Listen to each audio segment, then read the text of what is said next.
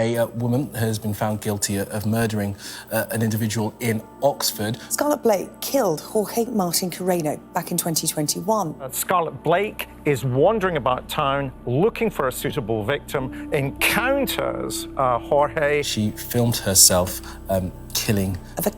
It sounds like a TV show. And just to warn you that this story does contain graphic descriptions of Scarlett Blake's crimes.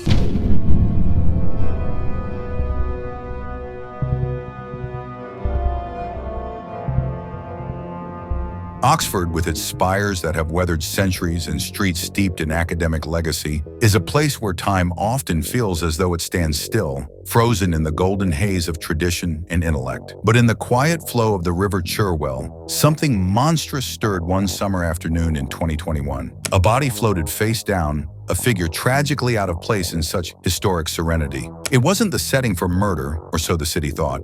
At first, the whispers were soft, merely ripples across tea-stained pub tables and hushed corridors of college dormitories. Just an accident, they said. A man alone, perhaps drunk, perhaps troubled, had stumbled into the water and never emerged alive. The local news barely lingered on the incident. A fleeting tragedy, soon swept aside by the city's enduring rhythm of lectures, exhibitions, and tourists snapping photos of medieval arches. But Oxford was wrong, terribly wrong. The man in the river had a name, Jorge Martin Carreno, a 30-year-old engineer from Spain. He was happy, and in the words of his friend, ready to enjoy every single drop of his life.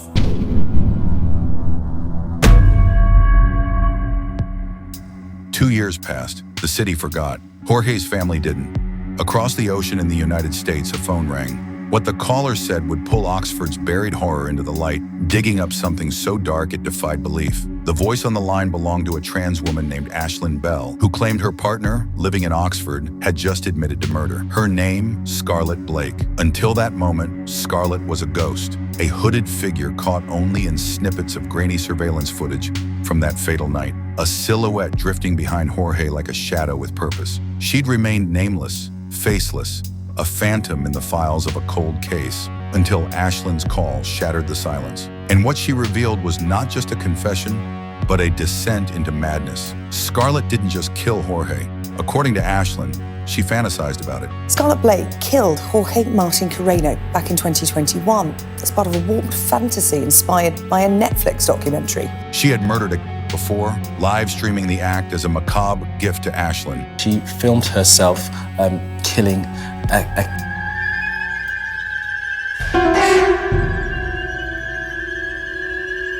And then she had set her sights on a human victim.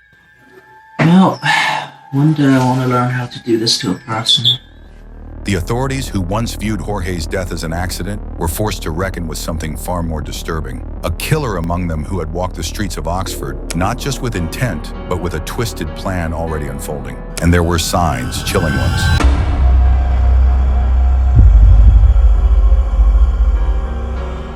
Surveillance videos showed Jorge and a hooded individual together in the early hours before his death. A vodka bottle cap discarded near the scene held the DNA of two people, one of them Jorge, the other unknown, until now.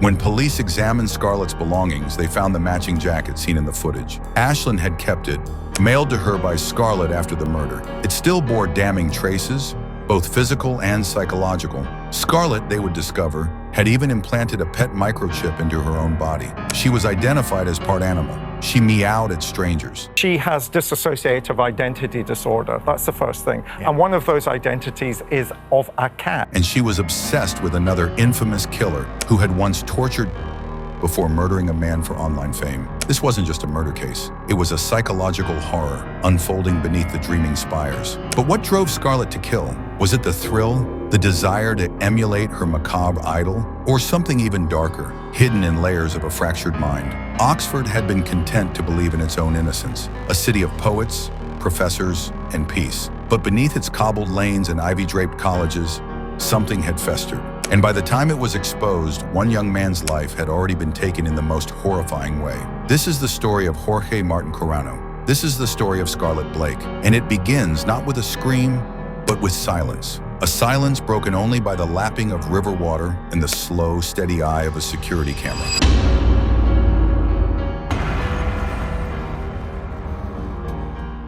4 months before she's going to encounter Jorge, she live streams, she entices a neighbor's cat to her house.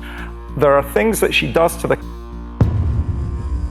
Beneath the Gothic facades and scholarly reputation of Oxford lies a quieter, less glamorous truth, one that rarely makes its way into postcards or prospectuses. While its college's birth world leaders and Nobel laureates, the city also hides darker realities: petty crime, addiction, homelessness, and at times, unspeakable violence. For Jorge Martin Carano, this backdrop was meant to be a new beginning. Instead, it became his graveyard. Jorge had arrived in England in 2019. Born in Las Palmas, Gran Canaria, he was bright, artistic, and driven.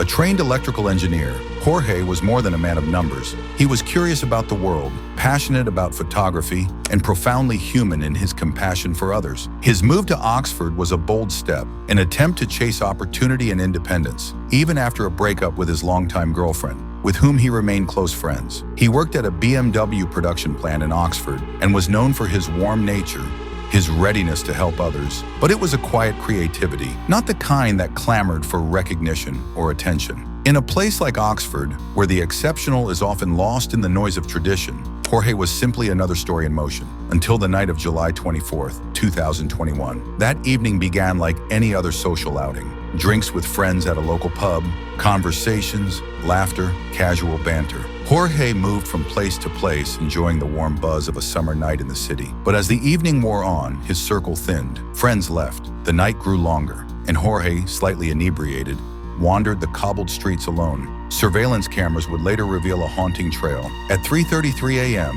Jorge is seen searching his phone on Worcester Street. Minutes later, he drops his wallet, disoriented. By 4 a.m., he is sitting on the ground when a hooded figure approaches him. They talk, then they walk together. Jorge, perhaps trusting, perhaps vulnerable, doesn't resist. He has no idea he is walking into the hands of a predator. Enter Scarlett Blake.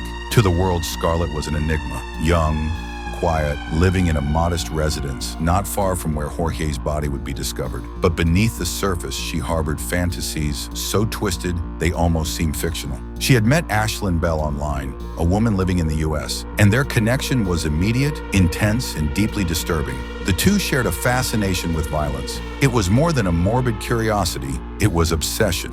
By March 2021, Scarlett had taken her first step into real-world horror. She bought a trap, lured a neighborhood cat, captured it, and then, with cold calculation, murdered the animal while live streaming the act to Ashlyn as a birthday present. Studio lights, a tripod, and a camera captured every horrifying moment. It was, in Scarlett's mind, a gift, a trial run. The killing of the cat didn't satisfy her. If anything, it emboldened her. Her next act would have a human target. She prepared in chilling detail: combat boots, a garrote made from piano wire and metal handles, vodka, a combat jacket. She had rehearsed this in her head, studied the documentary Don't Furnin with Cats, and found inspiration in another criminal's trajectory. Scarlett was no longer role-playing her fantasies. She was living them. As Jorge stumbled through Oxford's darkened streets, Scarlett saw opportunity. She sent Ashlyn a picture wearing the very jacket seen in surveillance footage. Then she left her home, murder in her heart. Hours later, Jorge's body was found floating in the river. For over 2 years, the case went cold. Police were left with no suspects, no motive, no clear cause. An initial autopsy ruled it as a tragic drowning, but Jorge's family never accepted that version. They believed, knew, something more sinister had happened. Their faith was rewarded when Ashlyn made that call. It wasn't just a confession, it was a revelation. Scarlett had told Ashlyn everything, and Ashlyn, guilt-ridden and fearful, handed investigators the thread they needed to unravel the horror. From there, the investigation gained momentum. DNA, digital trails, surveillance footage, all began to paint a picture not of random tragedy, but of premeditated, calculated murder. Scarlett had crafted an image of innocence, but behind the mask was a cold-blooded killer who had transformed her perverse dreams into a brutal reality. Oxford would never see itself the same way again. It was 4 a.m. on a quiet July night in Oxford when Jorge Martin Carano made a decision that would seal his fate. He stood up from the curb, brushed off his jeans, and began walking with the stranger who had just approached him. There were no raised voices, no signs of struggle, nothing that might have alarmed a passerby. On the surface, it looked like two people having a late-night chat, but within hours, one of them would be dead. and the other would vanish into the fog of speculation. The surveillance footage showed them moving together through the empty city, Jorge unaware he had taken the hand of a predator. Scarlett Blake walked confidently beside him, her demeanor calm, her purpose fixed. This wasn't spontaneity, this was a plan in motion. By the time the pair reached South Lodge Park, just a few hundred feet from the River Sherwell, it was too late. What exactly happened in those final moments remains disturbingly unclear. But what is certain is this: Jorge did not die alone, and his death was no accident. When emergency services were called later that day, they found his body floating face down in the water, lifeless and bloated. He was pulled from the river gently, his features still peaceful, his clothes waterlogged. A toxicology report would later reveal alcohol in his system, enough to impair, but not enough to incapacitate. His cause of death was initially ruled as drowning, possibly due to intoxication. The bruising on the back of his head was explained away as a tragic fall, but it didn't add up. The trauma didn't match the story, and neither did the silent figure in the hooded jacket. A trans woman apparently obsessed with violence has today been jailed for life for the murder of a stranger in Oxford. Scarlett Blake is going to encounter Jorge Carreno, who is a Spanish national, in Oxford. It is Jorge's life that will be remembered over and above the actions of this defendant.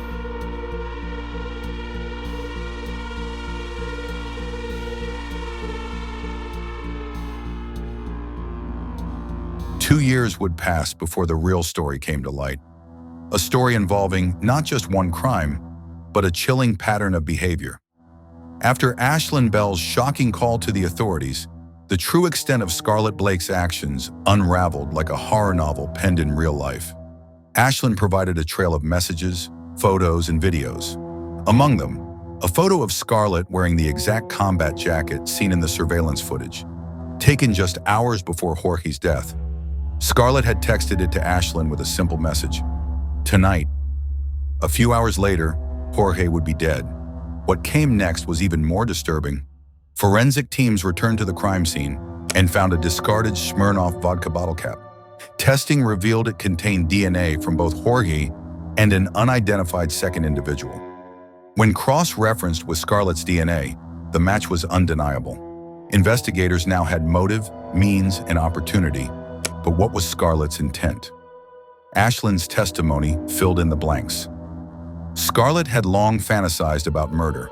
She and Ashlyn often role-played dark, twisted scenarios. The killing had been a preview, a depraved trial run meant to escalate.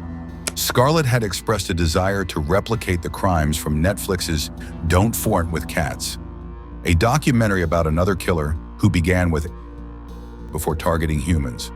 Scarlett idolized that story. She had even curated her own macabre persona, a hybrid of predator and prey.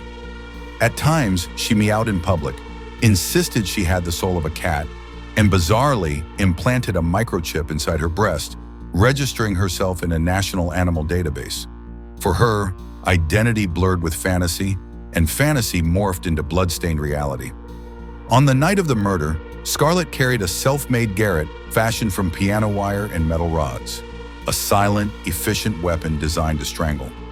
Ashlyn later confirmed this was the method Scarlett described using. The court would learn that Jorge's injuries were consistent with strangulation, followed by drowning. He may have been unconscious before entering the water, or worse, he may have been alive, gasping beneath the surface.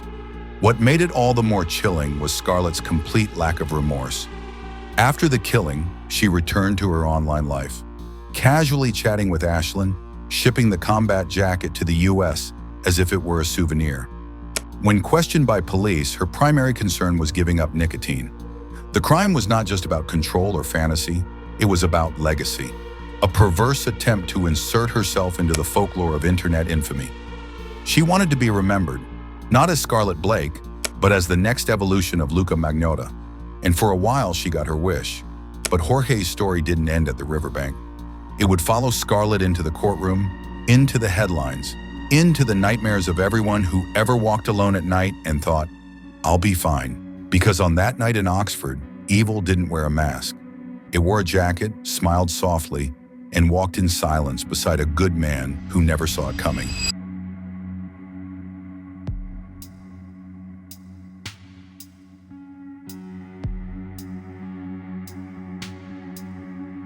The arrest of Scarlett Blake didn't come with screams or sirens. It was quiet, almost anticlimactic. A knock on the door, a request to step outside.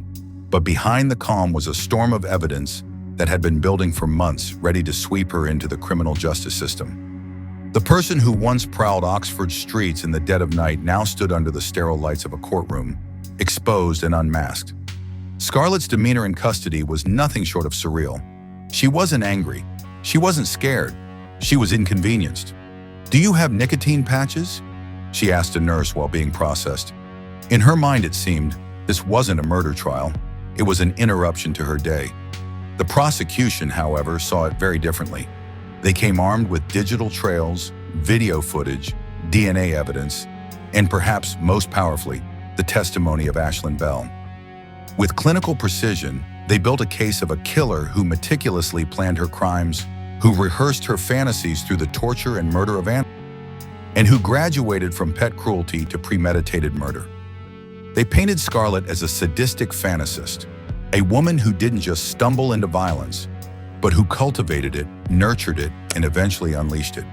A woman who posted disturbing photos online, a woman who built a garret by hand, a woman who photographed the tree near which she killed Jorge, and then returned to it 1 year later for a selfie. A woman who smiled while murdering a kid and talked about wanting to do the same to a human, then did. Scarlett's defense, meanwhile, wavered between denial and delusion. She insisted she didn't kill Jorge, that she merely walked with him, left him alive and well, and went home. When pressed, she adopted an even more bizarre strategy, claiming that part of her identity was feline, that she was part cat. She meowed at the jury, described a cat part of her personality as being pure joy and childlike innocence. She talked about emotions, about role play, about being misunderstood, but she never offered an answer that explained Jorge's death. Psychologists evaluated her thoroughly.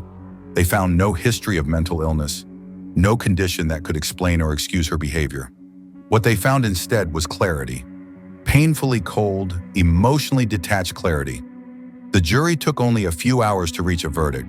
Scarlett Blake was found guilty of the murder of Jorge Martin Carano.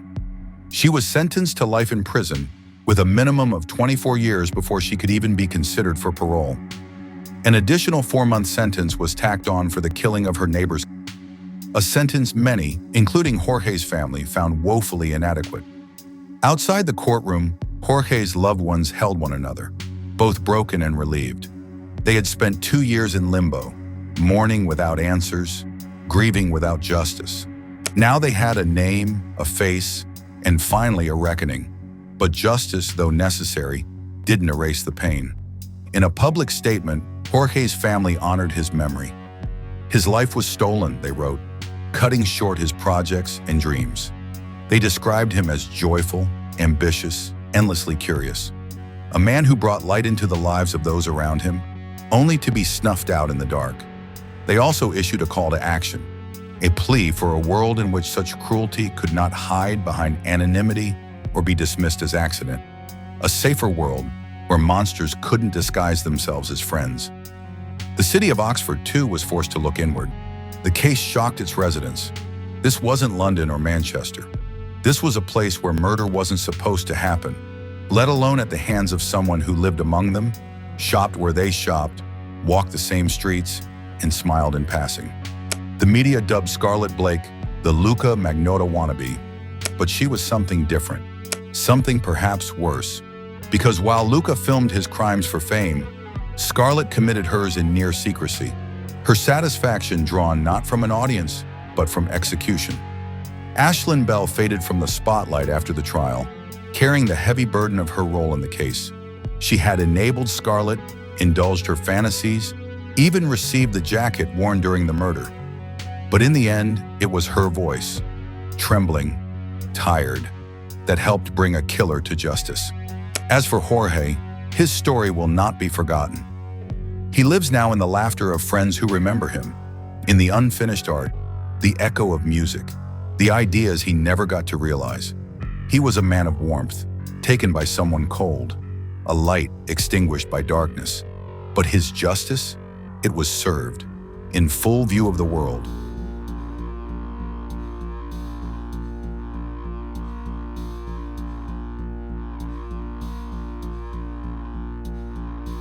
There is a haunting kind of silence that follows justice. Not the kind that soothes or heals, but the kind that lingers, that wraps itself around the memory of a crime too horrific to forget. For the family of Jorge Martin Carano, the conviction of Scarlett Blake was not a triumph.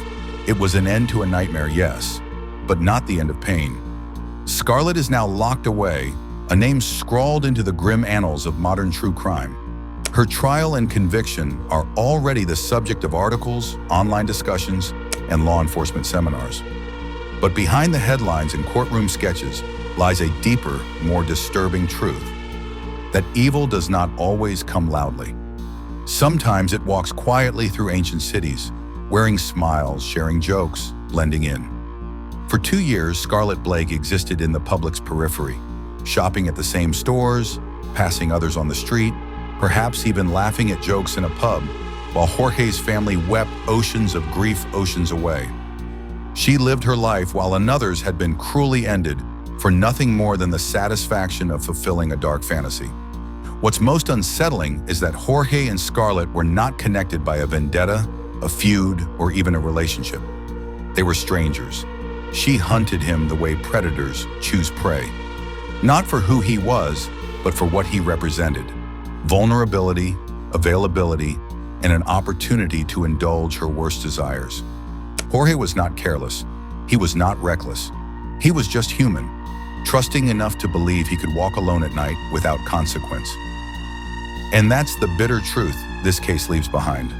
Sometimes being kind, open, and trusting is all it takes to become a target. Scarlett's obsession with online infamy and her idolization of Luca Magnotta speaks to a dangerous growing trend where fame, even infamy, becomes currency. Where being remembered even for something horrific is seen as better than being unknown. Where the boundaries between fantasy and action, between chat rooms and crime scenes, blur until they vanish entirely.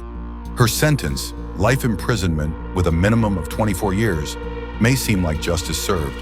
But for Jorge's family, no number will undo what was done. No court can bring back their son, their brother, their friend. The void left by his absence will always echo. His laughter, once a daily joy, now survives only in memory and stories.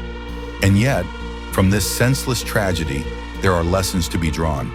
Lessons about the power of digital footprints, about the quiet strength it takes to come forward, as Ashlyn eventually did, about the resilience of a family who refused to accept the easy explanation, and most of all, about the enduring value of human life, even and especially when it's taken for granted by those who see it as expendable. In a city known for its wisdom, Jorge's case has become a warning to look closer, to speak louder, to care more, and perhaps to never forget that evil often wears the most unassuming faces. As the seasons change in Oxford, the River Cherwell continues to flow, past the parks, beneath the bridges, whispering secrets only the water remembers.